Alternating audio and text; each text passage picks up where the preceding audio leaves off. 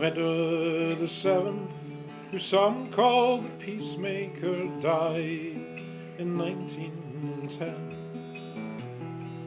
He was buried at Windsor, and in the procession were the finest and highest of men.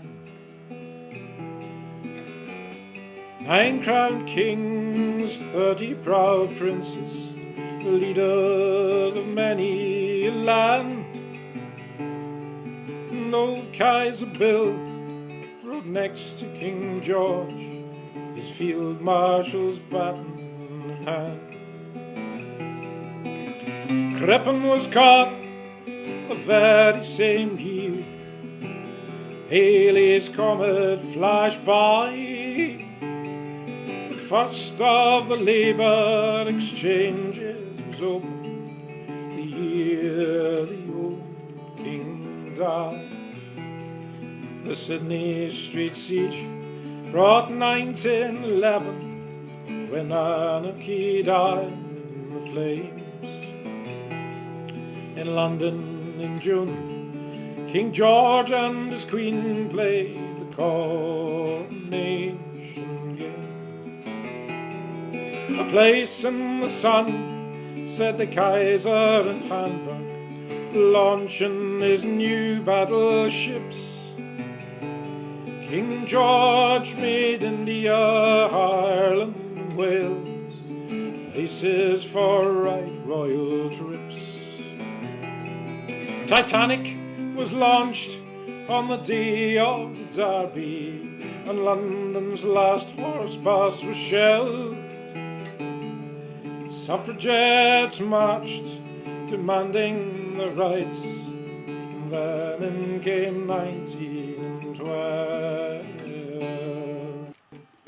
Jack Judge went down to West Bromwich town to welcome the brand new year, and he went to a pub to have a little sup, 'cause he liked his pint of beer. And when he'd had a few, he started to sing, and his voice he lifted high. My name's Jack Judge, I'll write you a song, from Oldbury town come I. My name's Jack Judge, I'll write you a song, from Oldbury town come I. Well, a Birmingham man was sitting close by, and he heard what Jack did say. A pound to a penny, said he to Jack, you can't write a song in a day. Well, Jack he laughed and he sang another song, and he said, I'll take you on. This afternoon I'll write you a song and sing it before the day is done. This afternoon I'll write you a song and I'll sing it before the day is done.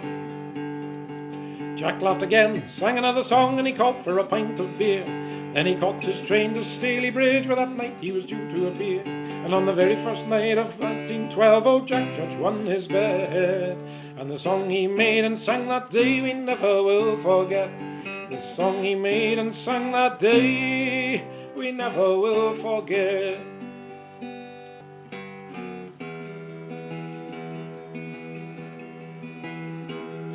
In March 1912, brave Scott and his comrades died while a snowstorm roared. And later that year, the good General Booth finally laid down his sword.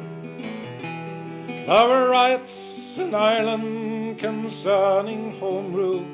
Mrs. Pankhurst was in prison again. Wilbur Wright died, the first of the flyers, as the Royal Flying Corps was named. Titanic went down in the spring of that year, taking 1,500 lives. The Balkan states blazed from border to border as death began sharpening his knives. Of the 1910 monarchs who mourned for King Edward, in 1913 few survived, though some of them lived to a peaceful old age. Assassins took many a life.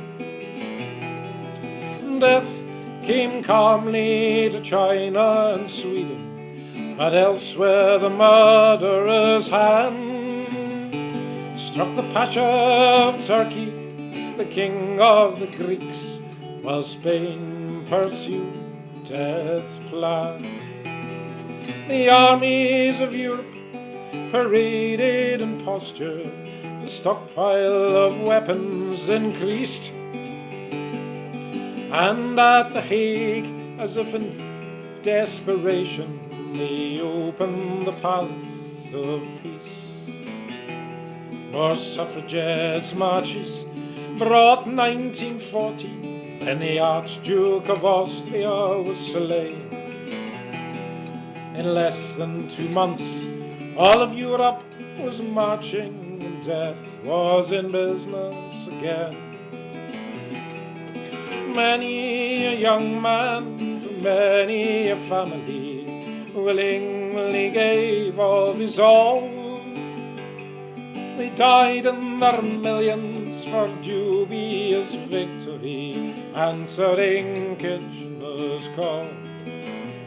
As they went off to the war in the trains and the troop ships, they sang as they hurried along, and their words echo back from the graveyards of Flanders, singing old Jack Judge's song. It's a long way to Tipperary, it's a long way to go. It's a long way to Tipperary, to the sweetest girl I know. Goodbye Piccadilly and farewell Leicester Square. It's a long, long way to Tipperary, but my heart lies there. It's a long way to Tipperary, it's a long way to go. It's a long way to Tipperary, to the sweetest girl I know. Goodbye Piccadilly and farewell Leicester Square. It's a long, long way to Tipperary, but my heart lies there.